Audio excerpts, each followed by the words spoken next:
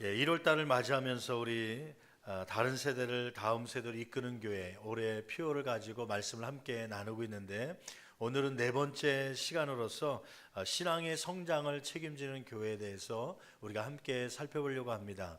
여러분들 강단 뒤쪽에 보면 다음 세대를 책임지는 교회라고 아마 쓰여지는 것이 여러분들이 잘 보이죠. 물론 1년 표어들은 수시로 변할 수 있지만 우리 교회가 앞으로 이러한 교회가 되겠다고 하는 그러한 표어를 가지고 나갈 때에 반드시 하나님께서 그 목적대로 우리를 사용하여 주실 줄 믿습니다. 근데 지난번에 한번 말씀드렸듯이 다음 세대를 책임지는 교회 그랬더니 한 부분만을 생각하고 오해를 하거나 또 잘못 이해하는 분들이 있어서 오늘 다시 한번 또 계속해서 수주 동안의 말씀을 통하여 우리 함께 은혜 받으려고 그래요. 먼저 다음 세대라고 하면은 우리가 잘 알고 있듯이 지난 3주 동안 배웠던 것처럼 가정에 있어서 부모 세대가 지난 자녀 다음 세대 혹은 손주 세대를 이야기하는 것이죠. 부모 세대로 끝나는 것이 아니라 자녀 세대를 다른 세대로 만드는 것이 아니라 다음 세대로 믿음의 명문감으로 이끌어가는 것이 저와 여러분의 신앙의 또 목표가 되는 줄 믿습니다. 우리 신앙 가정 안에 다음 세대를 책임지겠다고 하는 고백이죠. 두 번째는 어떠한 고백이 담겨져 있냐면 이 다음 세대라는 말 속에는 신앙에 있어서 지금의 수준보다는 한 단계 더 높아진 다음 단계를 이야기합니다. 신앙이 구원받으면서 그것으로 머물러 있는 분들이 많거든요. 오늘 우리가 이 두 번째에 대해서 집중적으로 나눌 텐데, 지금의 수준보다는 다음 단계 이 신앙으로 성장하도록 돕는 그러한 교회가 되겠다고 하는 그러한 고백이죠. 세 번째는 어떠한 고백이냐면 영적으로는 지상 생활이 끝난 다음에 천국 생활을 이야기합니다. 이제 천국에 들어갈 준비를 이 땅 가운데서 하면서 다음 세대 천국 세대를 책임지는 교회가 돼야겠다. 그래서 병상 중에 있는 분들 혹은 복음을 받지 못한 구원의 확신이 없는 분들 찾아가서 구원을 초청하며 때로는 세례를 주기도 하며 다음 세대를 책임지는 그런 교회가 되는 것이죠. 마지막 네 번째 다음 세대라고 하는 의미 가운데는 이러한 의미가 담겨져 있습니다. 선교에 있어서 복음이 들어가야 되지만 아직 들어가지 못한 미전도 족속들이 있습니다. 나라와 민족들이 있죠. 아직도 복음화되지 않은 세계 곳곳이 있습니다. 그곳에 우리가 직접 가서 복음을 증거하고 또 그들을 책임지는 그러한 교회가 되겠다는 이 고백이 다음 세대를 책임지는 교회라는 말 안에 포함되어 있는 것입니다. 그래서 우리 교회가 이제 한 7월 초에 몽골에 가서 복음과 함께 우물을 파주면서 복음과 함께 선교하는 그러한 때가 올 것입니다. 또 때는 청년들이 8월 달에 또 이 동남아 쪽으로 움직이면서 단기 선교를 통해서 이렇게 미전도 족속 혹은 복음이 들어가야 될 그러한 나라 민족을 찾아가서 복음을 증거하는 그러한 교회가 되겠다는 고백이죠. 이러한 고백과 신앙의 목표들이 또 우리 교회의 표어들이 그대로 이루어지는 귀한 한 해요 우리의 삶이 되기를 간절히 축원합니다. 오늘은 두 번째로 이 신앙에 있어서 지금보다 더 성숙한 다음 단계를 책임지는 그러한 교회가 되어야겠다. 그러한 말씀을 가지고 우리가 구체적으로 함께 말씀을 나누기 원합니다. 여러분, 하나님은 우리의 신앙이 자라기를 원할까요? 멈추기를 원할까요? 자라기를 원하는 것이죠. 저 어렸을 때 문지방이나 혹은 벽에다 대고 볼펜으로 표시가면서 내가 키를 1년 동안 얼마만큼 자랐는가를 표시했던 적이 있어요. 저희 어렸을 때뿐만 아니라 요즘에 애들도 보니까요, 어느 날 거실에 있는 화장실을 들어가려고 하는데 문지방 옆에 뭐 잔뜩 낙서가 돼 있더라고요. 이게 뭔가 자세히 보니까 은빛이, 은별이, 요한이, 요셉 자기 이름 써가면서 막 짝대기가 막 그어져 있더라고요. 이게 뭔가 봤더니 키를 이제 몇 년 전부터 거기다 재면서 자로 대고 거기다가 볼펜을 적고 몇 월 며칠 이 정도 키였다. 그것을 적어놓은 것이 벌써 이제 몇 년 지나니까 애들이 쑥쑥 자라는 모습을 보게 되는 것이죠.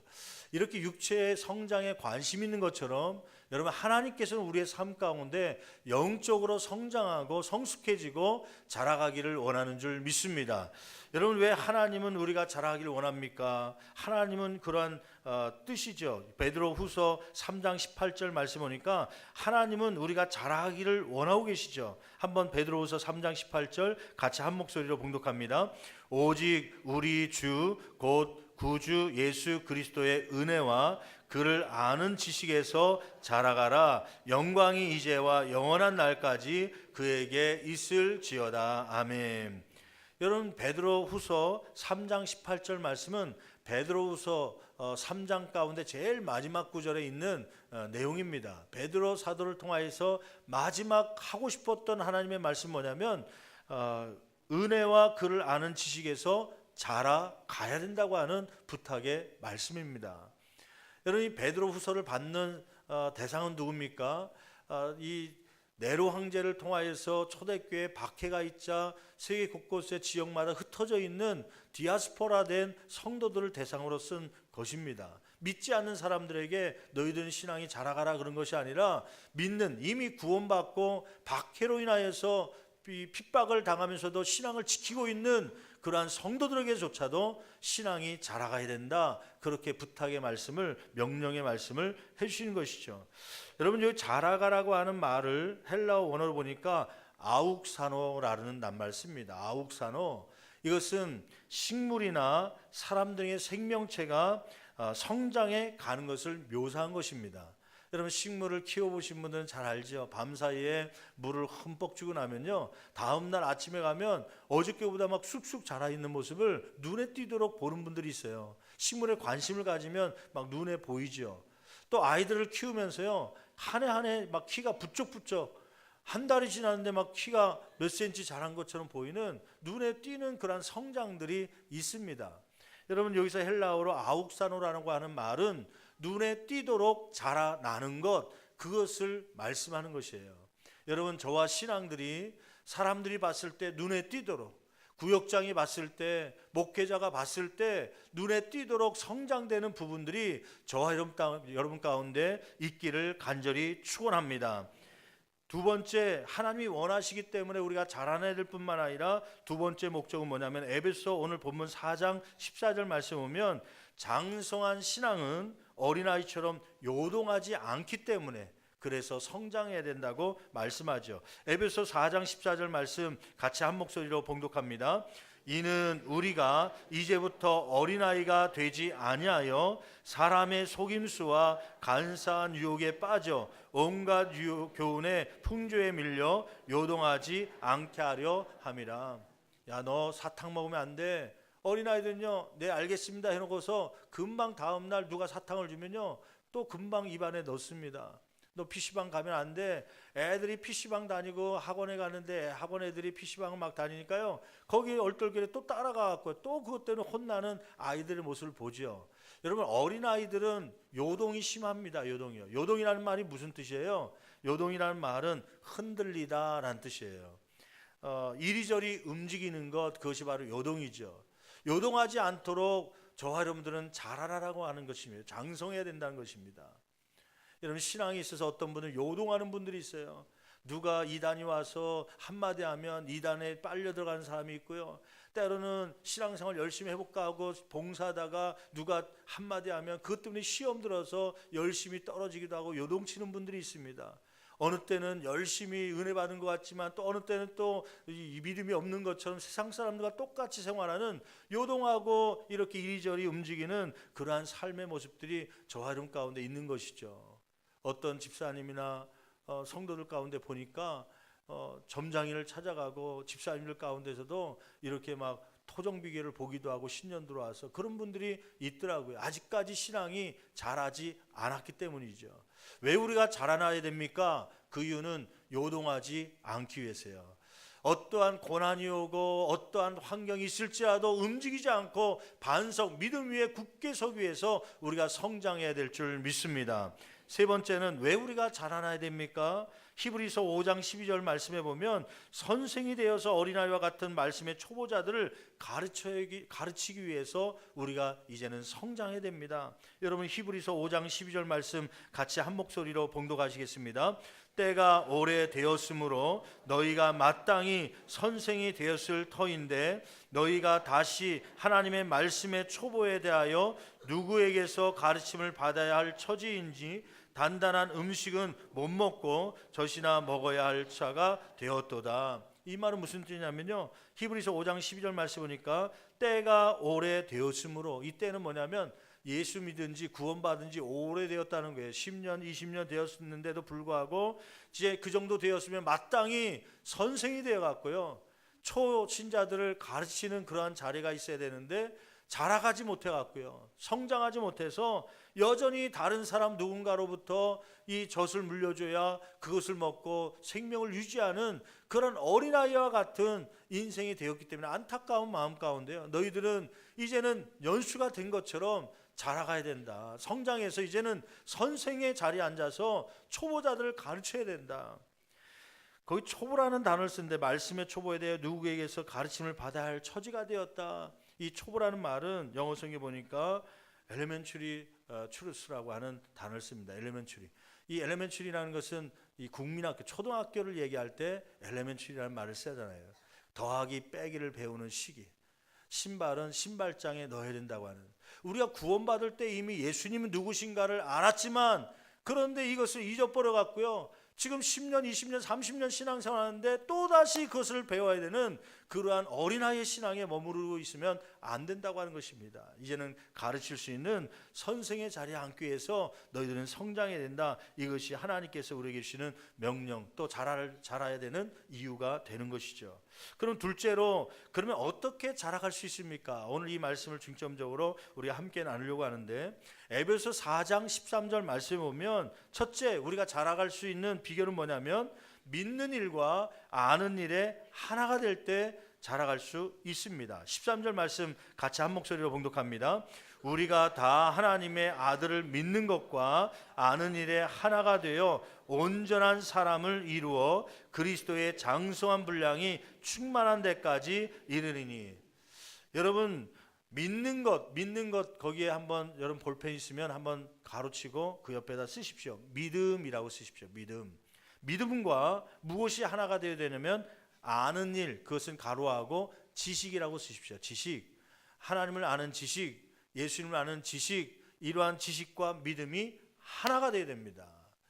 밸런스를 잘 맞춰서 아는 만큼 믿음을 갖고 우리가 나가야 되는 것이죠. 그런데 어떤 사람들은 지식이 없고 믿음만이 큰 분이 있어요. 막 기도원을 주로 막 다니는 분 가운데 막 신유 혹은 예언의 은사, 하여튼 믿음, 하나님께서 고쳐줄 것이다, 이루어질 것이다, 이런 믿음은 막 큰데요, 꿈속에서 막 말씀하실 것이다, 꿈에 대해서 막 이야기하는데 성경적 지식은 아무것도 없네요. 이런 사람들이 어떤 위험에 빠질 수 있냐면 이단에 쉽게 넘어갑니다. 이러한 사람들이 신비주의에 빠질 수 있습니다. 막 병고침 그것만 따라다니고 뒤로 자빠지고 그런 것만 믿으려고 하는 그러한 믿음 안에서만 있으면, 지식이 없으면 이단의 잘못된 신앙에 빠져서 성장할 수가 없는 것이죠. 또 반대로 어떤 분들은 지식은 아주 많아요. 초등 지식, 또 고등 지식, 대학교까지 다니면서 또 원어를 배워가면서 성경 공부에 막 여러 가지 수업을 받으면서 지식은 많이 있는데 하나님은 어떤 분이신지, 예수님은 어떤 분인지 잘 알고 있는데 믿음이 없는 분이 있어요. 하나님은 천지를 창조하셨다고 창세기 1장 1절 말씀은 잘 풀이도 하면서 창조하신 하나님이 그러한 없는 것을 있게 하신 능력 있는 분임을 믿지 못하고 기도하지 않는 그러한 사람들이 얼마나 많습니까?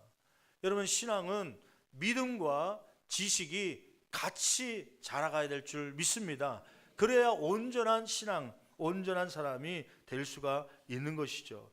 두 번째, 어떻게 우리가 자라가야 됩니까? 믿음과 지식이 하나가 되어서 자라갈 뿐만 아니라 15절 말씀 보니까 오직 사랑 안에서 참된 것을 할 때 자라갈 수가 있는 것입니다. 여러분 15절 말씀 같이 한 목소리로 봉독합니다.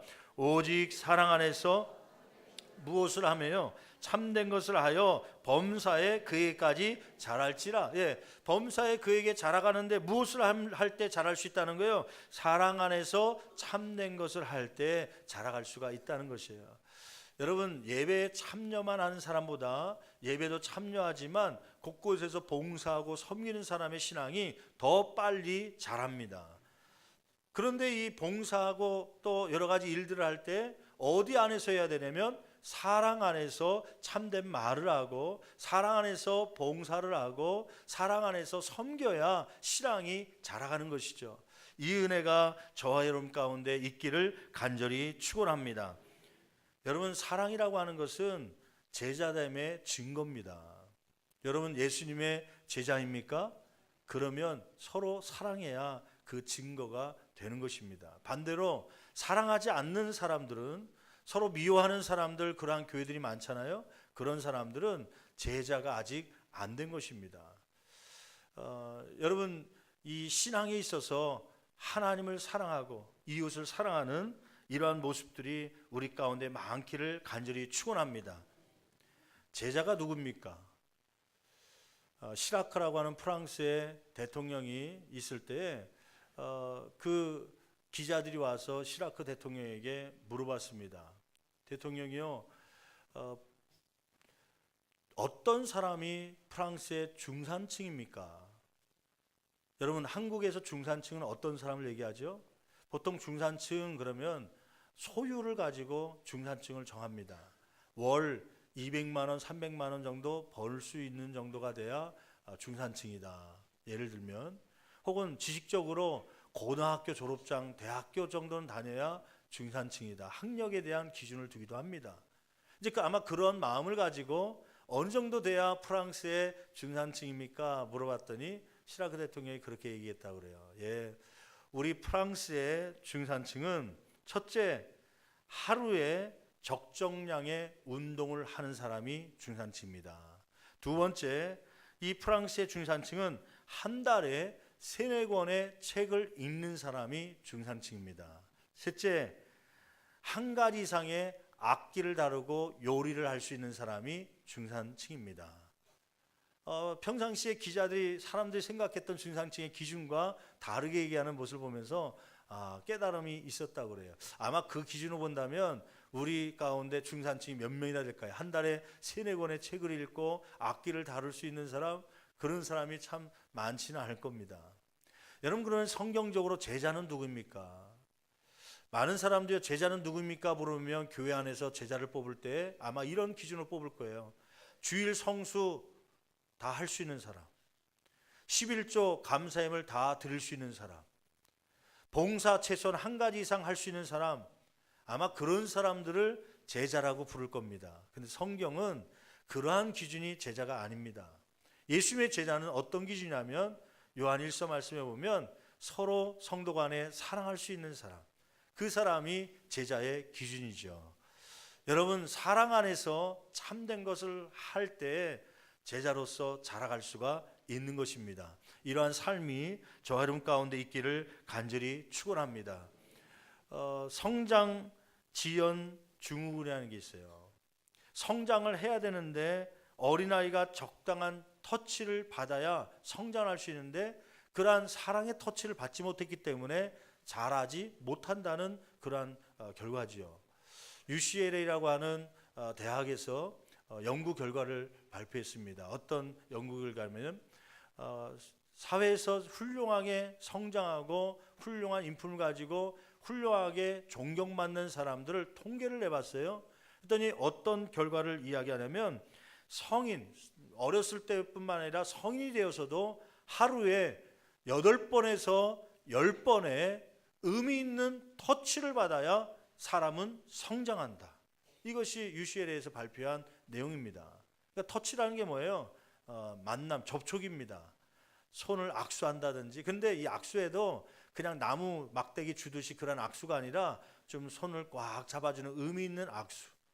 혹은 수고하는 사람들에게 누군가가 등을 쓰다듬어주는 그러한 의미 있는 터치. 그것을 하루에 8번에서 10번을 받아야만 성인도 성숙하고 성장한다는 거예요. 어린아이는 더하지요. 어린아이는 닦아주고 문질러주고 안마해주고 그러한 터치가 있을 때 성장하는 것입니다. 이런 얘기했더니 또 지금 그냥 넘어가면 좀 성장하지 못할 수 있으니까 좌우에 계신 분들 한번 잠깐만요. 좌우에 계신 분들도 인사하지만 아까 했으니까 앞뒤에 계신 분들이요. 이게 좌우에 계신 분들 잠깐만 돌기 전에 잠깐 얘기 좀 듣고요. 이게 좌우에 계신 분들은 주로 가까운 분들이 많이 앉는 경우가 있어요. 동성끼리 혹은 가족끼리 부부끼리 앉기도 하고 아는 사람끼리 구역식끼리 앉는데 앉다 보니까 앞뒤 사람은 원수가 앉는 경우가 있습니다. 원수가 앉는 경우요. 오늘 하필이면 또 그 원수가 또 앉아 있을지 모르겠지만은 여러분 순종하는 마음으로 의미 있는 한번 접촉을 한번 해보세요. 한번 손을 잡고 인사하겠습니다. 참 잘 오셨습니다. 잠깐만요. 이게 의미 있는 악수, 이 의미 있는 인사는 손을 그냥 막대기 주듯이 주는 게 아니라 좀 한번 꽉 잡아주시면서요. 따뜻한 온기가 갈 수 있도록 그렇게 하면서 말투도 그냥 상투적으로 하는 게 아니라 진짜 참 잘 오신 것처럼 한번 억양을 주면서 한번 인사하는 거예요. 다시 한번 해볼까요? 참 잘 오셨습니다. 당신은 하나님의 자녀입니다. 당신은 반드시 잘 될 겁니다. 할렐루야, 아멘. 이러한 터치를 교회 안에서 8번, 10번 만나는 사람에게 구역 식구들에게 하면 그 사람은 육체적으로 정서적으로 자라게 되어 있습니다. 10분만 아니라 영적으로도 자랍니다. 이러한 사랑 안에서 참된 일들이 있으므로 서로 자라게 하는 귀한 은혜가 있기를 간절히 축원합니다. 꼭 손을 잡지 않더라도요, 말로 접촉하는 분들이 있어요. 터치하시는 분들이 있습니다. 집사님, 지난 주간에 감기였다며 얼마나 힘들었어. 얼마나 아팠어. 지금은 괜찮아? 그러면서 그 말 한마디 자체가 의미 있는 터치가 되는 거예요. 그것을 가지고 이 사랑의 안에서 서로 참된 일을 할 때, 말을 하고 봉사를 하고 서로 위로할 때 우리 안에서 교회가 함께 성장하고 자라게 되는 은혜가 있게 될 줄 믿습니다. 여러분, 마지막 세 번째, 어떠할 때 우리가 자라갈 수 있다고 성경은 말씀하고 있습니까? 16절 말씀 보니까 혼자가 아니라, 홀로 아니라 교회가 서로 연결되고 결합될 때 자라갈 수 있다고 말씀하고 있습니다. 16절 말씀 같이 한 목소리로 봉독합니다. 그에게서 온몸이 각 마디를 통하여 도움을 받음으로 연결되고 결합되어 각 지체의 분량대로 역사하여 그 몸을 자라게 하며 사랑 안에서 스스로 세우느니라. 예, 거기에 그 몸을 자라게 하며 밑줄 한번 그어보시고요. 어떠할 때에 자라게 된다는 거예요? 그 위에 중요한 단어들이 나오죠. 연결되고 결합되어 있을 때 몸이 자라고 신앙이 성장될 수가 있다고 하는 것입니다. 함께 있을 때 자라는 것입니다. 여러분, 머리카락을 자른 것을요, 자른 머리카락을 한번 그릇 접시에다 놓고서 한 달 동안 지켜보십시오. 그 머리카락이 자랍니까? 아니면 성장이 멈춥니까? 성장이 멈출 뿐만 아니라 그 머리카락은 죽은 것입니다. 더 이상 자라지 않습니다. 여러분, 팔을 한번 팔을 잘라보면 또 안 되니까 자른 팔을 이 손을 그냥 놔보십시오. 그럼 그 손은 그때부터 자랍니까? 안 자랍니까? 안 자랍니다. 오히려 죽어가는 것이죠. 몸에서 떨어져 나가면 성장이 안 되고 죽게 되어 있습니다. 제가 고기 굽는 걸 좋아하는데 석탄 가지고 이제 차콜이라고 하는데 석탄을 가지고 막 불을 해서 숯불구이를 하잖아요. 그러면 석탄을 불을 지필 때 석탄들이 서로 모여 있어야 불이 잘 붙습니까? 흩어져야 잘 붙습니까? 모여 있어야 이 꺼지려고 하는 석탄도 새까만 석탄도 불을 붙일 수 있습니다. 너무 활활 타면은 고기가 막 타니까요. 그때는 어떻게 합니까? 흩어놓지요. 석탄이 그 무리 가운데서 떨어져 나가면 그때부터 이 석탄은 힘을 잃고 아무리 까만색이 남아있을지라도 불이 꺼지고 마는 것입니다.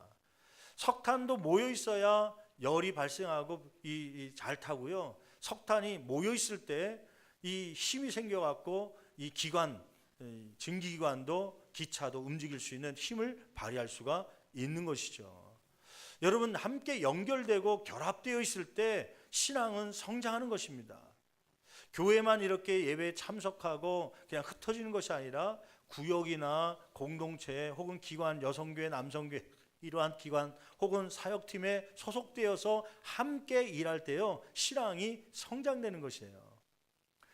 어떤 새 가족이 와서 기왕이면 구역에 이렇게 편성되면 좋겠습니다 이야기를 했더니 저한테 그래, 목사님 저에게 구역 편성하라는 말, 구역에 들어가라는 말은 빼주세요. 하지 말아주세요. 왜 그렇습니까? 그랬더니 과거 이야기를 하는 거예요. 제가 예전 교회 다녔는데 구역 활동하는 중에 상처를 받았습니다. 거기서 어떤 상처를 받았기 때문에 이제는 나는 사람 안 만나고, 근데 또 신앙생활을 안 할 수 없으니까, 예배생활을 안 할 수 없으니까 그냥 조용히 뒤에 앉아있다가 갈 테니까 나에게 구역 예배나 기관에 속하라는 말은 절대 하지 마십시오 그러더라고요.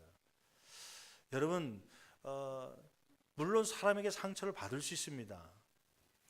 여러분, 하나님께서는 우리에게 신앙생활을 하라고 그러면서 신앙생활에 여러분이 갖고 있는 목적이 무엇입니까? 신앙생활의 목적이 뭐예요? 다시 더 쉽게 질문해 볼게요. 여러분 왜 주일날 이렇게 나와서 예배를 드리십니까? 무엇 때문에 이렇게 신앙생활하고 예배생활을 하죠? 신앙생활의 목적은 무엇입니까? 여러분, 신앙생활의 목적은 편안하기 위해서 신앙생활을 하는 것이 아닙니다. 편안한 삶을 위해서 신앙생활을 하는 것이 아니에요. 예를 들면 병들어 왔기 때문에 병 고침 받기 위해서, 혹은 가난하기 때문에 물질의 축복받기 위해서 사업을 시작했는데 사업이 잘 되기 위해서 신앙생활하는 것이, 그것이 목적이 아닙니다. 과거에 신앙생활하면서 1세대 신앙 때는, 그런 초보적 신앙 때는 그런 것으로 신앙생활을 하라고 전도하고 혹은 이야기할 때가 있죠. 예수 믿어, 예수 믿으면 병 나을 거야, 예수 믿어, 그럼 그 물질의 축복받을 거야. 물론 그것도 맞는 이야기지만 그러나 더 궁극적인 목적이 있습니다. 그것은 뭐냐면, 신앙생활의 목적은 뭐냐면 예수님을 닮아가는 것입니다. 오늘 말씀에 있는 것처럼 그리스도의 장성한 충만한 데 이르기까지 자라가는 것, 그것이 저와 여러분들이 신앙생활하는 목적이 되어야 될 줄 믿습니다.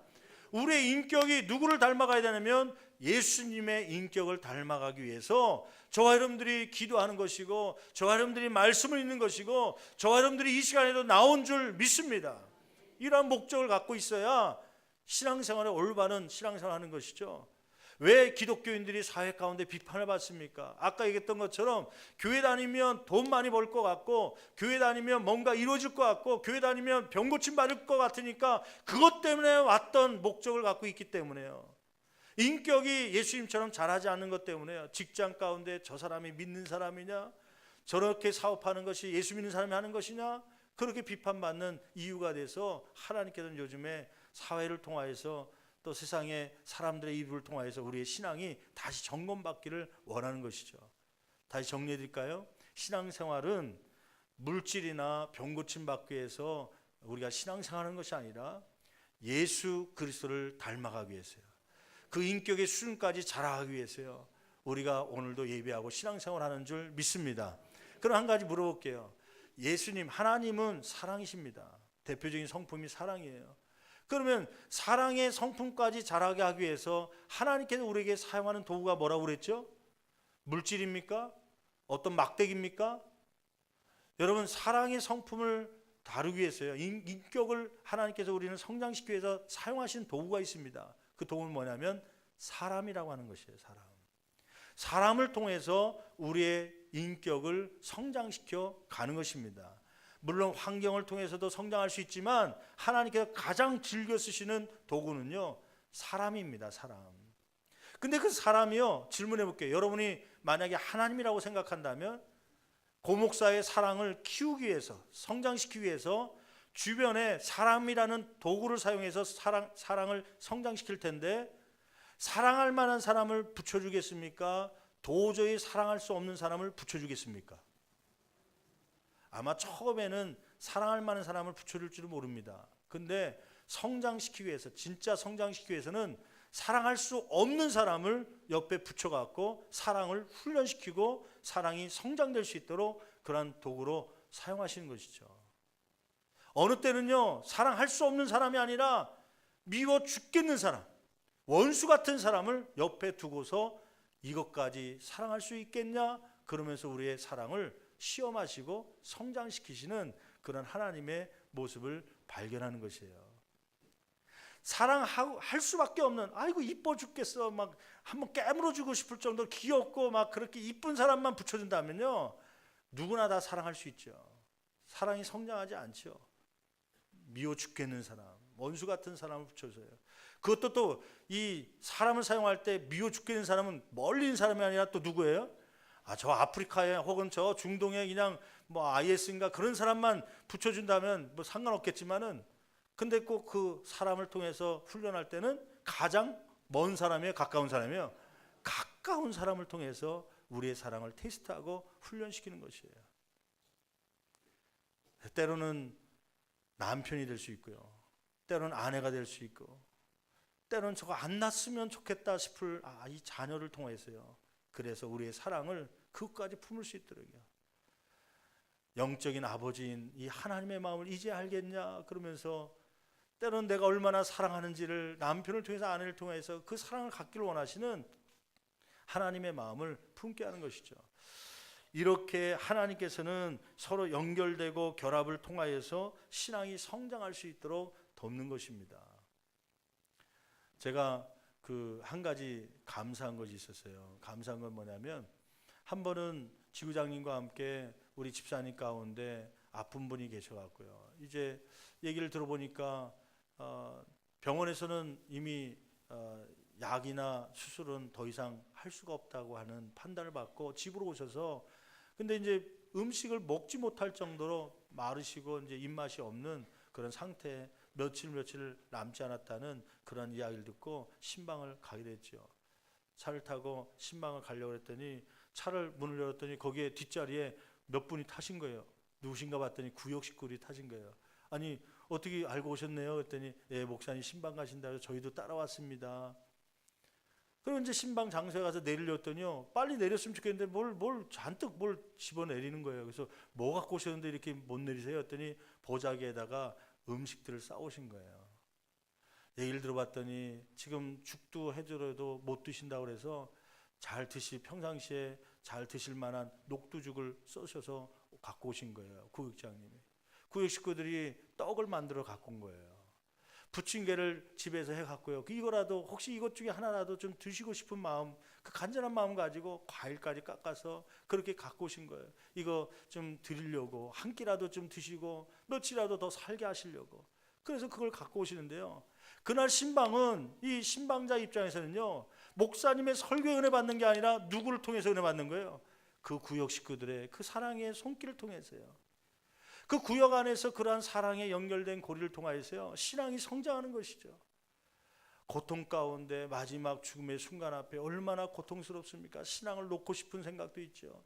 하나님이 살아계시다면 과연 이럴 수 있습니까? 그렇게 막 버리고 싶은 순간에 구역 식구들이 와서 사랑으로 이렇게 음식을, 녹두죽을 갖고 오고 부침개를 갖고 오고 떡을 만들어 갖고 와서 한 끼라도 먹게 하려고 하는 그 손길을 보면서요, 그리스도의 사랑이 이것이구나 깨닫고요, 그 믿음을 가지고 성장한 모습을 가지고 살아가고 또 이렇게 천국에 갈 수 있게 되는 것이죠.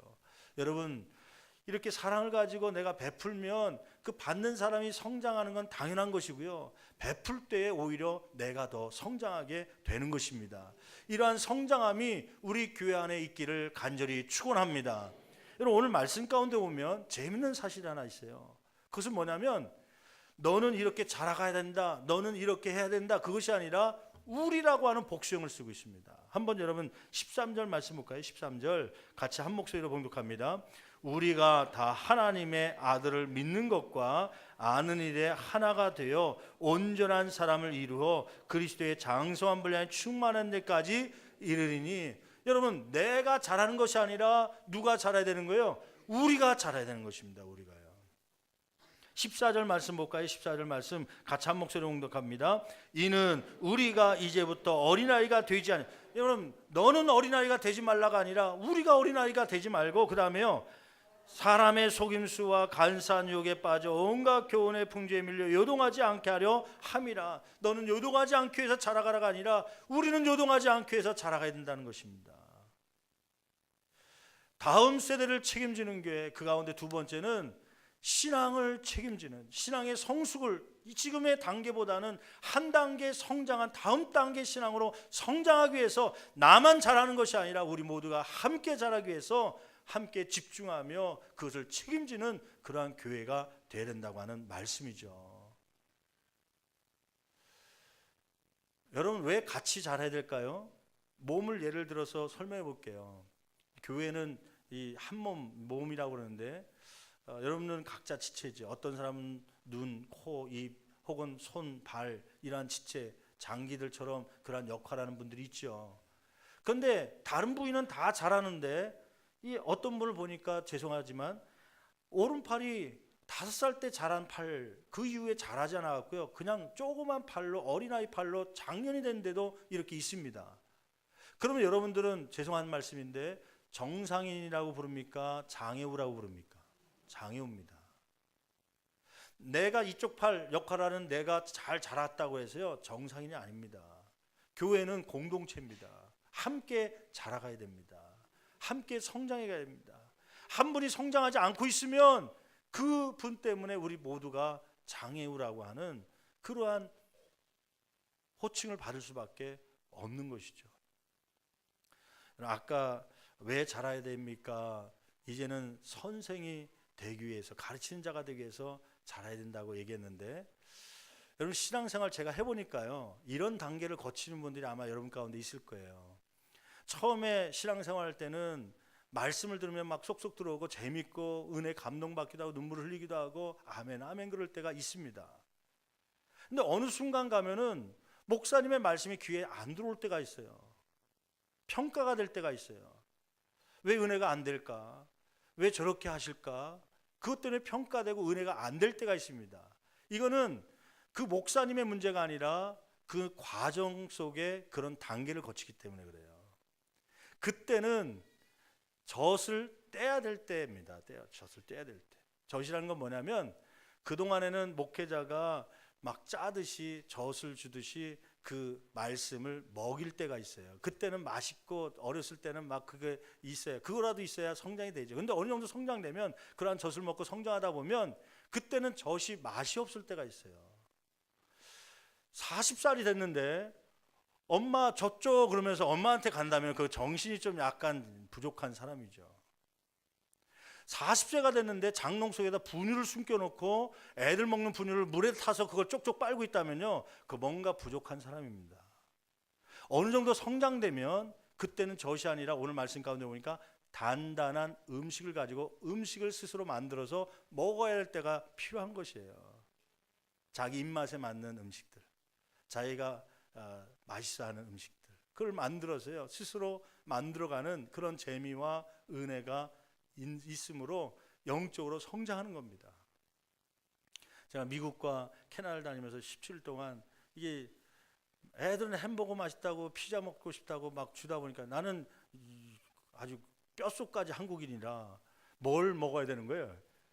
김치를 먹어야 되는 거예요. 밥하고 김치를. 얼큰한 걸 먹어야 되는데 이 얼큰한 것이 그냥 당기는데요. 공항에서 오는데도 햄버거 먹고 막 오다 보니까요. 도착하자마자 다음날 새벽 기도 드리고 집에 가자마자 뭘 했겠습니까? 김치찌개를 끓인 거예요. 그냥 큰 전골 냄비에다가 혼자 먹을 건데도 한 10인분 정도 되는 그 그릇에다가 김치 한 포기를 그냥 다 썰어 갖고요. 귀양 할 바에야 나뿐 아니라 애들도 이렇게 먹겠지 하고 그냥 막 했어요. 또 보니까 파김치도 이제 냉장고에 남은 게 있더라고요. 다 이제 그날은 김치찌개 한 날은 냉장고 청소하는 날이에요. 잡스러운 거 남은 거 조그만 거 다 털어놓고, 그다음에 두부 마트에 가서 그냥 새벽에 마치고 두부 사오고 또 콩나물 사오고 하고, 저는 김치찌개에 콩나물이 들어가야 또 맛있더라고요. 시원하고. 그래서 두부 넣고 김치 콩나물 넣고, 그리고 마지막 하는 게 있는데 뭐냐면 소고기 다시다를 거기다 좀 넣는 거예요. 어떤 분은 그거 또 싫어하는 분들이 없잖아 있는데 저는 그게 들어야 맛이 나더라고요. 그러니까 내 입맛이니까 뭐 다른 사람은 싫더라도 내가 지금 먹고 싶으니까요. 그렇게 갖고 끓여다 놨더니 애들이 아침부터 냄새 나니까 두 놈이 일어났어요. 아빠 뭐해? 김치찌개인데 니네 먹을래? 김치찌개 하고요, 김 있잖아요. 김하고 밥 싸서 이렇게 먹으면 얼마나 맛있는데요. 그래갖고 이제 두 반찬만 넣고 이제 먹는데 애들이 나도 주세요. 그래갖고 같이 먹는데 10인분을 했는데 3명이 다 먹은 거예요. 3명이. 자는 애들은 그날 못 먹고요. 어느 정도 요리할 정도 성장되면요, 젖이 맛이 없을 때가 있어요. 누가 해준 김치찌개도 맛이 없을 때가 있어요. 그때는 내가 해먹을 때입니다. 그렇게 해야 그것을 가지고 내가 묵상하며 내가 기도하면서 발견한 말씀의 보화를 가지고요, 기쁨을 얻고 은혜를 받고 스스로 막 성장해 가는 것이에요. 그 단계까지 여러분도 있기를 간절히 축원합니다. 그 단계를 통하여서 성장이 더 계속되는 것이죠. 여러분, 오늘 말씀을 통하여서 몇 가지를 말씀드렸습니다. 크게 세 가지. 어떻게 하면 우리가 교회가 같이 성장할 수 있는가? 첫째는 믿는 일과 아는 일, 그러니까 믿음과 지식이 잘 하나가 되어서 같이 성장해야 된다. 이제 2월 중순 때부터는 직분자 교육뿐만 아니라 낮에 우리 여성도들 가운데 애들을 학교 보내거나 어린이집 보내고 시간이 남는 분들이 있어요. 그래서 화요일이나 목요일을 통하여서 성경 공부를 진행하려고 그래요. 이 설교 시간에 듣는 것만으로는 저시고요, 성경 공부나 이렇게 따로 말씀을 연구하는 장소에 가야 그때 요리를 하는 것입니다.